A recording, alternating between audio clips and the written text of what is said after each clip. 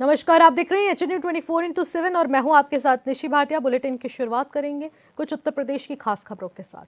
मुख्यमंत्री योगी आदित्यनाथ एक दिन के भ्रमण पर गोंडा पहुंचे, जहां उन्होंने युवा उद्यमी विकास अभियान के तहत देवी पाटन मंडल के 1000 से ज्यादा युवाओं को ऋण वितरित किए। इस मौके पर सीएम योगी ने कहा कि किसी भी राष्ट्र की ताकत को आंकना हो तो उस राष्ट्र के युवाओं की प्रतिभा, उनकी ऊर्जा और अनुशासन से मापा जा सकता है।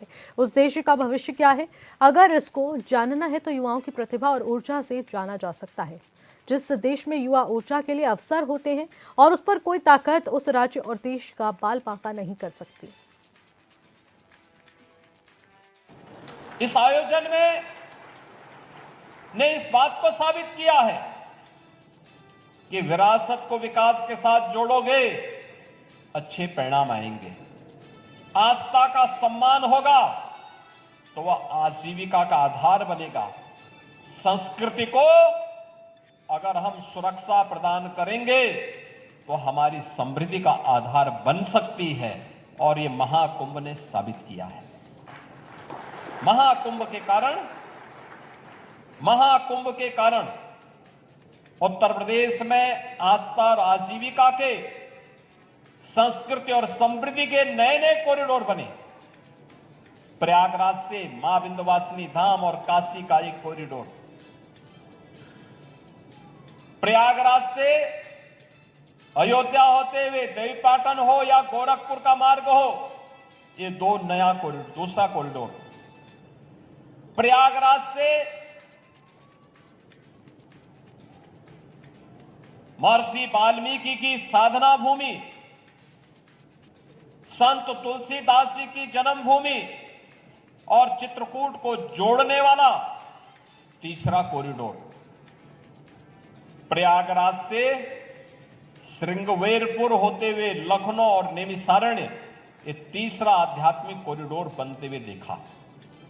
और प्रयागराज से आगरा होते हुए मथुरा, वृंदावन, बरसाना, गोकुल, नंदगांव, गोवर्धन, यह भी एक पांचवा आध्यात्मिक कॉरिडोर बनते हुए देखा है। मुख्यमंत्री योगी आदित्यनाथ आज बहराइच दौरे पर रहे, जहां पर सीएम ने मिहींपुरवा तहसील के मुख्य भवन का उद्घाटन किया। साथ ही कार्यक्रम को संबोधित भी किया। इस मौके पर सीएम ने पिछली सरकार पर भी निशाना साधा।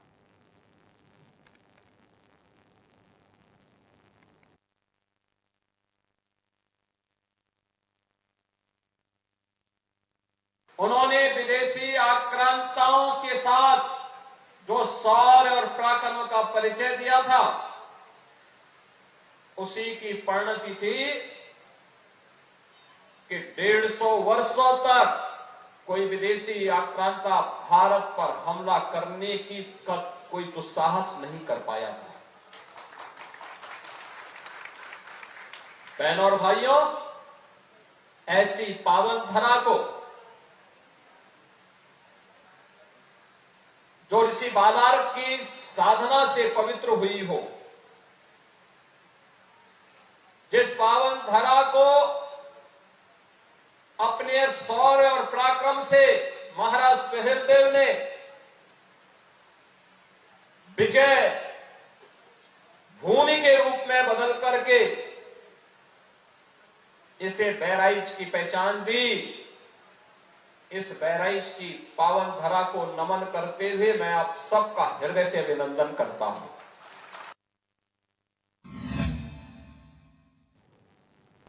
कन्नौज में बीजेपी और सपा नेताओं के बीच हुई मारपीट के मामले में दूसरे पक्ष ने तहरीर दी है।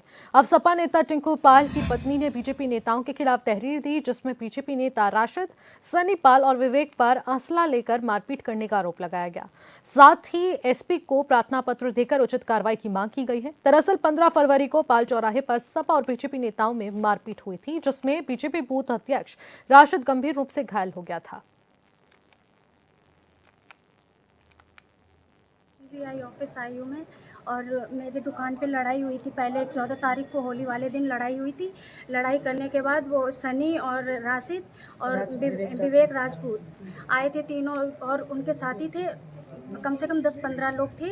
उन्होंने हाथापाई की। हमारे हस्बैंड थे दुकान पे, उनके साथ पूरे डंडे लाठी के साथ आए थे और हाथापाई करने लगे कि फिर किसी ने फ़ोन कर दिया, उन्हीं की साथी ने फ़ोन किया कि देखो, फिर वो तो मामला निपट गया था। निपट जाने के बाद फिर 17 तारीख को मेरे गांव में प्रोग्राम था। जेठ हमारे मतलब वहीं पूजा में थे और सारे लोग पूजा में थे। हस्बैंड और हमारे ससुर जी दुकान पे थे। फिर वो वहाँ पे आए, वहाँ पे फिर हाथापाई की। हाथापाई करने के बाद हमारे जेठ के पास फ़ोन किया। फ़ोन करने के बाद फिर कि तू यहाँ आ जा और नहीं तो फिर तू समझना। 10-15 लोग थे। ये सनी भी था और राशिद भी था, विवेक राजपूत भी था और उसके साथी भी थे। उनको हम जानते नहीं हैं, वो थे, लेकिन जिनको हम जानते हैं उनका नाम बता रहे हैं। फिर आने के बाद फिर जेठ जी हमारे अकेले आए। जेठ जी आए, गाड़ी से उतर नहीं पाए, सीधे लाठी से वार करने लगे। ये वो राशिद, हम पुलिस में गए, चौकी पे गए थे, वहाँ पे कोई मेरी सुनवाई नहीं हुई। अब कौशाम्बी के सिराथू रेलवे स्टेशन पर यात्रियों को मिलने वाली सुविधाओं के निराकरण नहीं होने और यात्रियों को मिलने वाली सुविधाओं को बढ़ाने के लिए भारतीय किसान यूनियन के कार्यकर्ताओं ने धरना प्रदर्शन किया।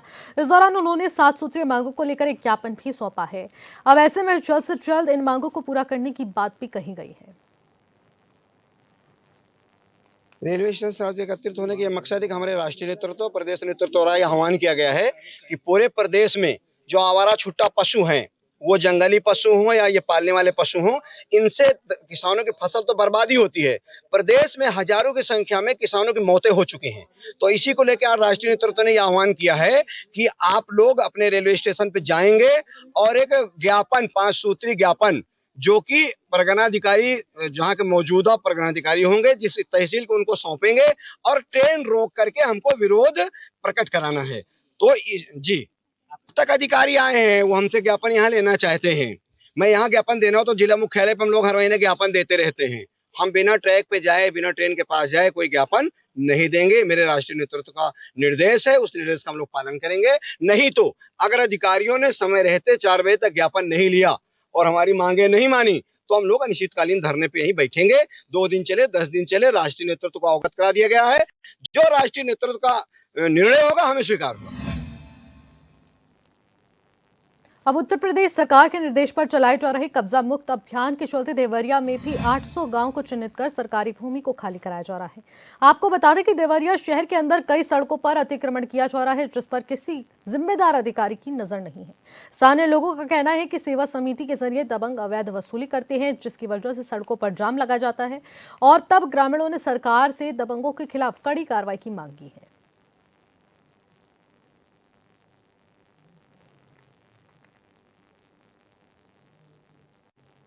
जिलाधिकारी महोदय से हम लोगों ने 2024 में महीने 12 में हम लोगों ने एक पत्र दिया, जिसमें ओवरब्रिज के नीचे, गोरखपुर रोड ओवरब्रिज के नीचे अतिक्रमण करके एक अवैध कार्यालय बनाया गया और वहाँ सब्जी मंडी का, और अवैध तरीके से वहाँ पे पूर्ण तरह से पूरा कब्जा करके कुछ माफियाओं द्वारा वहाँ पे एक अपनी कारोबार चला रहे हैं लोग और उस रोड को जाम भी किए रहते हैं। इस पे हम लोगों ने डीएम साहब को जब पत्र दिया तो उन्होंने आश्वासन दिया, ठीक है, इसकी जांच होके उस पर कार्रवाई होगी। आज 3 महीना का दिन हो गया, कोई हम लोग का न सुन रहा है न उसको देख रहा है। तो हम लोगों ने फिर से जो है आज पत्रक दिए हैं एसडीएम साहब को कि उसमें जो है अगर ये अतिक्रमण अभियान चल रहा है तो उसी के तहत उसको हटाया जाए। आश्वासन यही हुआ है कि मतलब उसको देखा जाएगा और उसके तहत जो है कार्रवाई होगी। आज 3 महीना पहले हमारे जिलाध्यक्ष के नेतृत्व में जो है कि जिलाधिकारी को हम लोगों ने पत्रक दिया। उसमें पुल के नीचे अवैध रूप से जो सब्जी मंडी, गोरखपुर ओवरब्रिज के नीचे अवैध सब्जी मंडी चल रही है, वहाँ कार्यालय बना हुआ है उसी संदर्भ में, लेकिन वह कार्यालय अब तक ज्यों का त्यों पड़ा हुआ है, जो कि पूर्णतः सरकारी जमीन में है। आज उस मामले में एसडीएम महोदया से हम लोगों ने बात किया, उन्होंने कहा कि ठीक है, हम उसको दिखवाते हैं। विश्व हिंदू महासंघ। अब जालौन में बुंदेलखंड एक्सप्रेसवे पर एक तेज रफ्तार कार ने तेंदुए को टक्कर मार दी, जिसमें तेंदुए की मौत हो गई। जिसके बाद मौके पर पहुंची पुलिस और वन विभाग की टीम ने शव को कब्जे में ले लिया है और पुलिस ने आगे की कार्रवाई शुरू कर दी है।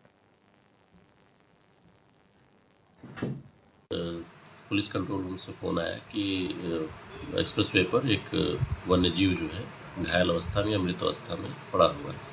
इसकी सूचना प्राप्त होते ही मेरे द्वारा क्षेत्रीय वन अधिकारी जालौन और प्रभागीय वन अधिकारी कोच को निर्देशित किया गया कि मौके पर पहुँचे करीब 8:30-9 बजे के आसपास। तो वहाँ इन्होंने देखा कि पुष्टि की कि ये तेंदुआ है, एक जो वन्य जीव है हमारे यहाँ लेपर्ड जिसको बोलते हैं, वह मृत अवस्था में पड़ा हुआ है। ऐसा प्रतीत हुआ प्रथम दृष्टया देखने पर कि किसी तेज वाहन के से टकराने से या चोट लगने से उसकी जो है मृत्यु हुई है, परंतु अभी हमने उसके शव को जो है पोस्टमार्टम के लिए मुख्य पशु चिकित्सा अधिकारी से अनुरोध किया है। उनके द्वारा पैनल बनाकर नियमानुसार पोस्टमार्टम इत्यादि करने के पश्चात ही जो है इसका डिटेल मैं बता पाऊँगा कि क्या कारण है इसको मृत्यु होने का, और अभी उस पर नियमानुसार जाँच। फिलहाल वक्त हो चुका एक छोटे से ब्रेक का। ब्रेक के बाद चल लौटेंगे। आप देखते रहिए HNN 24/7। ब्रेक के बाद एक बार फिर से आपका स्वागत करते हैं और उत्तर प्रदेश के जौनपुर से आई खबर का भी रुख कर लेते हैं। जौनपुर के पुलिस ने अंतर्राष्ट्रीय छात्र चोरों की गैंग का पर्दाफाश किया है। पुलिस ने गैंग के 3 सदस्यों को गिरफ्तार कर लिया है। अब बता दें कि जिन्हें पुलिस ने गिरफ्तार तो किया है, शहर के मुख्य बादरा स्थित एक मोबाइल शॉप में लाखों की इन्होंने चोरी की थी। पकड़े गए आरोपियों के कब्जे से नकदी और लाखों रुपए की कीमत के मोबाइल फोन बरामद किए हैं।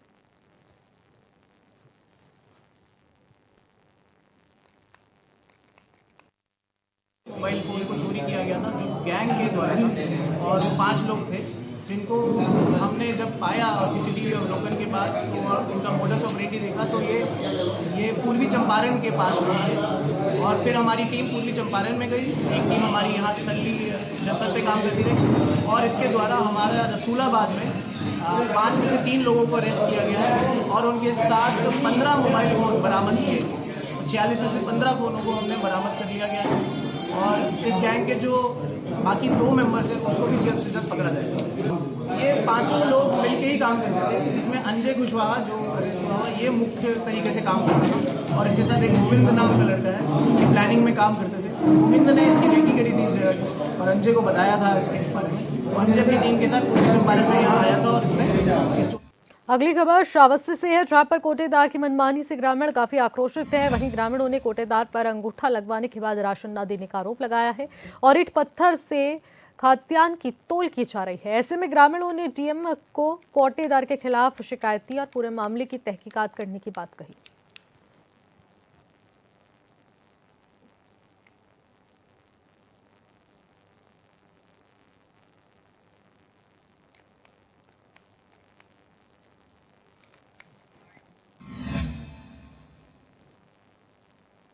मुजफ्फरनगर में किया कंपनी के नाम पर मैनेजर की ओर से लोगों को लालच देकर ठगी करने पर मैनेजर को पुलिस ने गिरफ्तार किया है। वहीं पुलिस ने आरोपी से 3 कार और 55 लाख रुपए बरामद किए हैं, जिसमें से 20 लाख रुपए नगद और 35 लाख रुपए बैंक अकाउंट से सीज किए गए हैं। बता दें कि फर्जी राशि देकर लगभग 1 करोड़ रुपए की ठगी की गई थी और इस मामले का खुलासा किया गया है।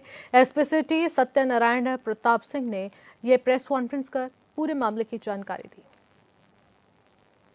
वो शिकायत करने के लिए जिस नंबर पर फोन करेगा, जो हेल्पलाइन नंबर है, क्योंकि मालिक का नंबर तो सबके पास होता नहीं, पब्लिक डोमेन में होता नहीं, मतलब पब्लिक को नहीं पता कि इसका मालिक कौन है, वो तो जो वहाँ स्टोर मैनेजर रहता है वो किसी टच में रहते हैं।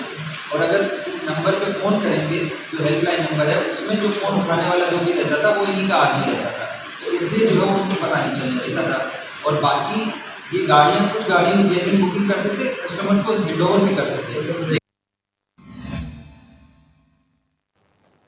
मुजफ्फरनगर के पचेंडा रोड पर विकसित की जा रही अवैध कॉलोनियों पर विकास प्राधिकरण का बुलडोजर चला है। अवैध रूप से विकसित इन कॉलोनियों पर ध्वस्तीकरण की कार्रवाई की गई।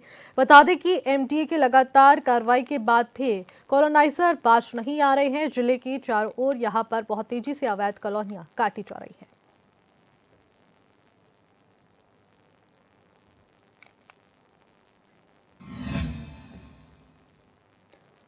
चंदौली के सैयद राजा थाना क्षेत्र में पुलिस और सर्विलांस टीम को बड़ी सफलता हाथ लगी है। पुलिस ने एक ट्रक समेत विदेशी शराब की बड़ी खेप बरामद की है, जिसकी कीमत लगभग 70 लाख रुपए बताई जा रही है। और ऐसे में शराब तस्करों पर लगातार पुलिस नकेल कसती नजर आई। तो जब रोका गया है तो और चेक किया गया तो ट्रेलर के जो अंदर पुट्टी पाई गई और पुट्टी के नीचे काफी भारी मात्रा में उसमें अवैध शराब बरामद हुई है। इसमें मौके से एक जो ड्राइवर है उसको गिरफ्तार किया गया है, जो कि पंजाब का रहने वाला है। जो ट्रेलर है वो पंजाब रजिस्टर्ड गाड़ी है। इसके अतिरिक्त जो बरामदगी है वो 680 पेटी, जिसमें लगभग 6000 लीटर जो है उसमें भारी मात्रा में शराब बरामद हुई है, जो कि बिहार की तरफ लेके जा रहे थे। इसकी अनुमानित कीमत लगभग 70 लाख रुपए है और बिहार की तरफ जब बेची जानी थी इसकी जो कीमत है वो 1 करोड़ से अधिक बताई जा रही है। साथ ही साथ इसमें जो फॉरवर्ड और बैकवर्ड लिंकेजेस वो जानकारी की जाएगी, जो पीछे से इसका सोर्स क्या है और डेस्टिनेशन जहाँ पे पहुँचानी थी उनके नाम भी इसमें मामले में प्रकाश में लाए जाएंगे और उनके अभी इन वर्तमान में इसके विरुद्ध मुकदमा पंजीकृत कर जेल भेजा जा रहा है और बाकी मुलजिमों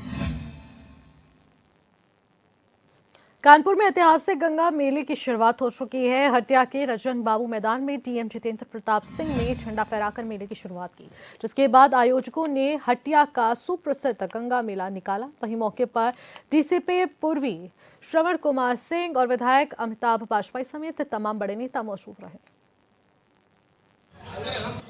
1947 में देश आज़ाद हुआ, लेकिन हटिया वासियों ने सन 1942 में होली का जश्न मनाया। अंग्रेज सरकार ने होली खेलने में प्रतिबंध लगा दिया था। जिस दिन होली जली दूसरे दिन सन 1942 में सुबह हटिया वासियों ने होली खेलना चालू किया। जैसे ही होली खेल रहे थे चारों तरफ से अंग्रेज पुलिस घुड़सवार आ गए और उन्होंने खेल रहे सभी नौबकों को ले जाकर जेल में बंद कर दिया, जिसका तीखा विरोध पूरे शहर में हुआ। शहरवासियों ने ऐलान किया कि जब तक ये बंदी छोड़े नहीं जाएंगे, जब तक हम निरंतर रंग खेलते रहेंगे। 1 दिन 2 दिन 3 दिन 4 दिन तक रंग चला। जब ये बात ब्रिटेन तक पहुंची तो वहाँ से आदेश, तत्काल रिहाई का आदेश हुआ और सभी को रिहा किया। जिस दिन रिहा किया गया सहयोग से उस दिन अनुराधा नक्षत्र था, तभी से होली मेले की परंपरा अनुराधा नक्षत्र की हो गई। गंगा मेला कानपुर में एक ज्वालामुखी की तरह मनाया जाता है, जिससे यहाँ के नवयुवक बिल्कुल करंट में रहे साल भर तक का। इसीलिए पूरे देश में अकेले कानपुर में मनाया जाता है। ये एक ऊर्जा की देन है और बाकी सबको पता है ये क्यों मनाया जाता है। आज़ादी को लेके मनाया जा रहा है, 1942 से मनाया जा रहा और इससे कानपुर का युवा बहुत उत्साहित रहता, बहुत गर्म रहता, परमानेंट करंट में रहता और इस समय तो